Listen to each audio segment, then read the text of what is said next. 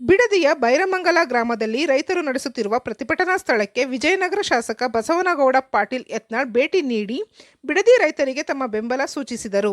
ರಾಜ್ಯ ಸರ್ಕಾರದ ನಿರ್ಧಾರದ ಬಗ್ಗೆ ಅಸಮಾಧಾನ ವ್ಯಕ್ತಪಡಿಸಿ ಮಾತನಾಡಿದರು. ಇದೇ ಸಂದರ್ಭದಲ್ಲಿ ದೇವೇಗೌಡರಿಗೆ ರಾಜ್ಯಸಭಾ ಟಿಕೆಟ್ ಕೈತಪ್ಪಿದ ವಿಚಾರವನ್ನು ಎತ್ತಿ ಹಿಡಿದು ದೇವೇಗೌಡರಿಗೆ ಟಿಕೆಟ್ ಕೊಡುತ್ತಾರೆ ಎಂಬ ನಿರೀಕ್ಷೆ ಇತ್ತು. ಹಿರಿಯ ನಾಯಕರು ಕರ್ನಾಟಕದ ಪರವಾಗಿ ಗಟ್ಟಿಯಾಗಿ ಮಾತನಾಡುತ್ತಾರೆ. ಆದರೆ ಯಾವ ಕಾರಣಕ್ಕೆ ಟಿಕೆಟ್ ಕೈ ತಪ್ಪಿದೆ ಅಂತ ಗೊತ್ತಿಲ್ಲ. ಬಿಜೆಪಿ ಅವರ ವಿಚಾರ ಏನು ಎಂಬುದು ಗೊತ್ತಿಲ್ಲ. ಪ್ರಧಾನಿ ಅವರಿಗೆ ಮನವಿ ಮಾಡಿಕೊಳ್ಳುತ್ತೇನೆ. ರಾಜ್ಯಸಭೆಗೆ ನೇರವಾಗಿ ನಾಮಿನೇಷನ್ ಮಾಡಬೇಕು ಎಂದು ತಿಳಿಸಿದರು. ನೋಡಿ, ಮುಖ್ಯಮಂತ್ರಿಗಳಿಗೆ ಇದೇ ಜಿಲ್ಲೆದವರು ಅದಾರ.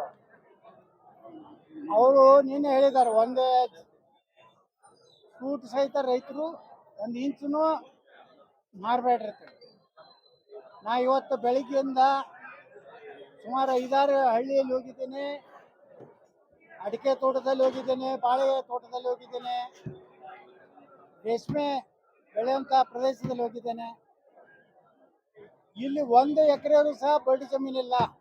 ಮೊದಲೇದು ನಾ ಹೇಳಿದ್ದೇನೆ, ಇವತ್ತು 1 ಎಕರೆ ಜಮೀನು ಇವತ್ತು ಬರ್ಡತ್ತು ತೋರಿಸ್ಕೊಡ್ಲಿ, ನಾನು ಕ್ಷಮಾಪಣೆಯನ್ನು ಮುಖ್ಯಮಂತ್ರಿ ಕೇಳ್ತೀನಿ. ನಂಬರ್ 1. ನಂಬರ್ 2, 90% ರೈತರು ಒಪ್ಕೊಂಡಾರ ಅನ್ನೋದಕ್ಕೆ ಏನು ದಾಖಲೆ ಇದೆ ನಿಮ್ಮಲ್ಲಿ? ಯಾರೋ ದೊಡ್ಡ ಜಮೀನ್ದ ದೊಡ್ಡ ಇಳುವರಿದಾರರು ಒಂದು 9-10 ಜನ ಬರೆದು ಕೊಟ್ಟಿದ್ದು ಬಿಟ್ಟರೆ ಇಷ್ಟು 452 ದಿವಸ ಯಾರೂ ಉಪವಾಸ ಅಥವಾ ಧರಣಿ ಮಾಡ್ತಿರ್ಲಿಲ್ಲ.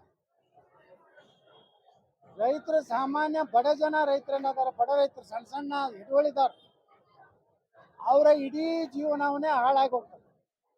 ಅದರ ಜೊತೆಗೆ ಕೃಷಿ ಕಾರ್ಮಿಕರಾಗಲಿ ಮತ್ತು ಕೆಲವೊಂದು ರೈತರು ತಮ್ಮ ಜಮೀನನ್ನು ಪಾಲುದಾರಿಕೆಯಲ್ಲಿ ಕೊಟ್ಟಿರ್ತಾರೆ. ಅವಂಥವು ಸಾವಿರಾರು ಕುಟುಂಬಗಳದ. ಅವರಿಗೆಲ್ಲರ ಜೀವನ ನೀವು ಎಷ್ಟು ಕೋಟಿ ಕೊಡ್ತೀನಿ ಅಂದ್ರೂ ಕೊಡ್ಲಿಕ್ಕೆ ರೆಡಿ ಇಲ್ಲ. ಅವ್ರಿಗೆ ದುಡ್ಡು ಬೇಕಾಗಿಲ್ಲ, ನಮ್ಮಷ್ಟಕ್ಕೆ ನಾವೇ ಜೀವನ ಮಾಡಬೇಕನ್ನೋಂಥದಕ್ಕೆ ಬಿಟ್ಟು ಬಿಡಿ ಅನ್ನೋಂಥ ಒಂದು ವಿನಂತಿ ಅಷ್ಟೇ ಇದೆ. ನೋಡಿ, ಒಟ್ಟು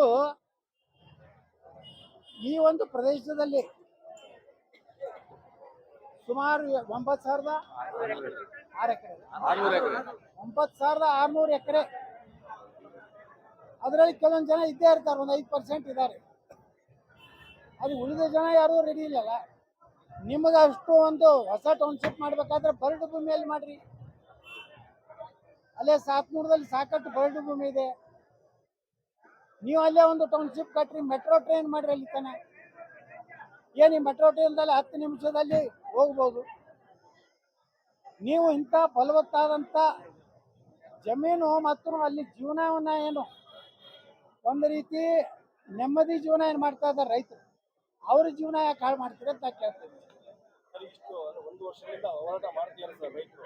ಕೆಲವು ಪಕ್ಷಗಳು ಬಿಜೆಪಿ ಆಗಿರ್ಬೋದು, ಜೆಡಿಎಸ್ ಎಲ್ಲ ಸಾಥ್ ಕೊಟ್ಟಿರೋ, ತಾವು ಕೂಡ ಕೊಟ್ಟರು. ಈ ಕಡೆ ಸರ್ಕಾರ ಮಳೆ ಮಾಡ್ತೀವಿ ಅಂತಾರೆ, ಈ ಕಡೆ ತಾವು ಕೊಡ್ತೀರಾ. ಮತ್ತು ಯೋಜನೆ ಇರುವಂಥದ್ದು ಹೇಗೆ ಸರ್? ಮುಂದಿನ ಹೋರಾಟ ಹೇಗಿರ್ತದೆ ಸರ್? ನೋಡಿ, ಈಗ ಇದು ವಿಧಾನಸಭೆಯಲ್ಲಿ ಚರ್ಚೆ ಆಗೋದು. ವಿಧಾನಸಭೆಯಲ್ಲಿ ಚರ್ಚೆಗೆ ಬರ್ತಂದ್ರೆ ಯಾರ್ಯಾರು ಯಾವ ಪಕ್ಷದವ್ರು ಏನೇನು ಅಭಿಪ್ರಾಯ ಹೊರಬೇಕು. ಇಲ್ಲಿ ಬಂದಾಗ ಹೇಳಿದ್ದಾರೆ ಬಿಜೆಪಿಯವರು, ಯಾರು 1 ಇಂಚು ನೀವು ಜಮೀನು ಕೊಡಬೇಡ್ರಿ. ಅಲ್ಲಿ ವಿಧಾನಸಭೆ ಒಳಗೆ ಏನು ಹೇಳಿದ್ದಾರೆ, ನೀವು ಇದನ್ನು ಮುಂದುವರಿಸ್ರಿ, ನಾಳೆ ನಮ್ಮ ಸರ್ಕಾರ ಬಂದಾಗ ನಾವು ಮುಂದುವರಿಸ್ತೇವೆ. ಇಲ್ಲಿ ಯಾಕೆ ಹಿಂಗೆ ಹೇಳಿದ್ರಿ, ಅಲ್ಲಿ ಯಾಕೆ ಹಂಗೆ? ಈ ನಾಳೆ ವಿಧಾನಸಭೆಯಲ್ಲಿ ಒಂದು ದಿವಸ ಚರ್ಚೆ ಆಗಲಿ, ಈ ಭಾಗದ ಎಲ್ಲ ಶಾಸಕರು ಮಾತಾಡಿ, ಎಲ್ಲ ರಾಜಕೀಯ ಪಕ್ಷದ ನಾಯಕರು ಮಾತಾಡಿ. ಯಾರು ಬಿಜೆಪಿ ಅದೇ ಆಗ್ತದೆ. ಈಗ ನೀವು ವಿಧಾನಸಭೆ ಆನ್ ರೆಕಾರ್ಡ್ ಇರ್ತದೆ, ಏನೋ ಫೇಕ್ ಅಂತ ಇರುವುದಿಲ್ಲ. ಇಲ್ಲ ರೈತರು ಹೋರಾಟ ಕೂತಾಗ ಬಂದು ಏನು ಹೇಳಿದ್ರಿ, 1 ಇಂಚು ಜಾಗನೂ ಬಿಟ್ಟು ಕೊಡಬೇಡಿ, ನಾವು ಸಂಪೂರ್ಣ ಬೆಂಬಲ ಇದೆ ತಿಳಿ. ನೀವು ವಿಧಾನಸಭೆಯಲ್ಲಿ ಮಾತಾಡಿರಿ, ಅದೇ ಪ್ರಶ್ನೆ ರೈತರು ಕೇಳ್ತಾ ಇದ್ದಾರೆ.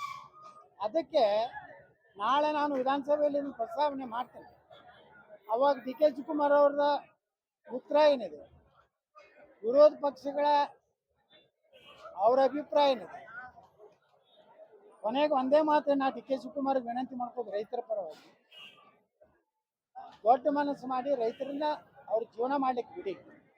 ನಿಮಗೆ ಬೇರೆ ಬ್ಯಾರನ್ ಲ್ಯಾಂಡ್ ಸಾಕಷ್ಟಿದೆ ಕರ್ನಾಟಕದಲ್ಲಿ. ಇಲ್ಲೇ ವಿಮಾನ ನಿಲ್ದಾಣ ಮಾಡ್ಬೇಕಂತೇನಿದೆ, ತುಮಕೂರು ಕಡೆ ಮಾಡಿರಿ, ಚಿತ್ರದುರ್ಗಕ್ಕೆ ಮಾಡಿರಿ. ಭಾಷಣದಲ್ಲಿ ಒಂದು ಪ್ರಸ್ತಾಪ ಮಾಡಿದ್ರಿ ಸರ್, ತಾವು ಬರುವಂತ ಸಂದರ್ಭದಲ್ಲಿ ಹಿರಿಯ ನಾಯಕರು ಕರೆ ಮಾಡಿದ್ರು, ಯಾಕೆ ವೈಯಕ್ತಿಕವಾಗಿ ಅಂತ. ಯಾರು ಸರ್ ನಾಯಕರು? ಹೆಸರು ಬೇಡ, ಪಾಪ ಅವ್ರು ನಮ್ಮ ಆತ್ಮೀಯ ಗೆಳೆಯರದಾರೆ, ಅವರಿಗೆ ಬೇರೆಯವರು ಹೇಳಿರ್ತಾರೆ, ಅಲ್ಲಿ ಯಾಕೆ ಹೋಗ್ತಾನಪ್ಪ ಯತ್ನಾಳ್ ಅಂತೇಳಿ. ಅದು ನನಗೆ ಕೆಟ್ಟ ಅನ್ಸುತ್ತೆ. ಯಾಕಂದ್ರೆ ಇದು ಹೆಂಗದೆ ರಾಜಕೀಯ ಅಂದ್ರೆ, ಹಿಂಗೆ ಹೊಂದಾಣಿಕೆ ಮಾಡ್ಕೊಂಡು ಹೋದ್ರೆ ಮುಂದೆ ಗತಿ ಏನು? ರೈತರು ಸಾಯ್ತಾರೆ. ನಾನು ಇದು ವೈಯಕ್ತಿಕ ಅಲ್ಲ, ಇದೇನ ಡಿ ಕೆ ಶಿವಕುಮಾರ್ ಅವ್ರ ವೈಯಕ್ತಿಕ ಆಸ್ತಿ ಅಲ್ಲ, ಇದು ರೈತರು ಆಸ್ತಿ. ಅದಕ್ಕೆ ಬಂದೀನಿ, ಸಾರ್ವಜನಿಕರ ಸಲುವಾಗಿ ನಾ ಬಂದೀನಿ. ಆದರೂ ಅವ್ರು ಪರ್ಸನಲ್ ತಗೋತಾರ ಅವ್ರು ಹೇಳ್ತಾರೆ. ಪರ್ಸನಲ್ ತಗೋತಾರೋ ಏನು ತಗೋತಾರೋ ನಾ ಏನು ತಲೆ ಕೆಡ್ಸೋದಿಲ್ಲ. ನಾ ರೈತರ ಸಲುವಾಗಿ ಹೊರಟಿದ್ದೀನಿ, ನಾವು ಹೋಗ್ತೀನಿ. ಸೀಟ್ ಹಾಕೋದಕ್ಕೆ ಅವಕಾಶ ಮಾಡಿಕೊಡ್ಲಿಲ್ಲ ನಮ್ಗೆ, ರೈತರಿಗೆ ಒಂದು ಸೀಟ್ ಹಾಕಿ ಅವಕಾಶ ಮಾಡಿಕೊಡ್ಲಿಲ್ಲ ಈ ಸರ್ಕಾರ. ನಾವು ದಂಡಿ ಜಾಗದಲ್ಲಿ ಒಂದು ಸೀಟ್ ಹಾಕೋಕ್ಕೋಸ್ಕರ ಅವಕಾಶ ಮಾಡಿಕೊಡ್ತಾ ಇಲ್ಲ.